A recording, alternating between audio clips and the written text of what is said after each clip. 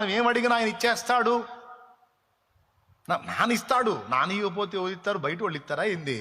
నాన్న ఇస్తాడు.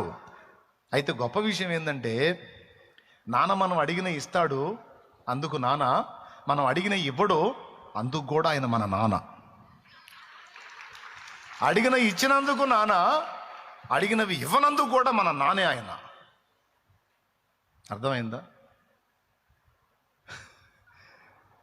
అంటే మీరు అరబందులు కాదని నా నమ్మకం, మీరు చురుకైన వాళ్ళని నమ్మకం, మీరు తీవ్రంగానే గుర్తిస్తారు ఈ ప్రతి విషయాన్ని కూడా అనేది నా నమ్మకం. అట్లాంటి వాళ్ళే నాకు కనెక్ట్ అవుతారు. దేవునికి స్తోత్రం. ఎందుకంటే ఆయన మన సర్వెంట్ కాదు.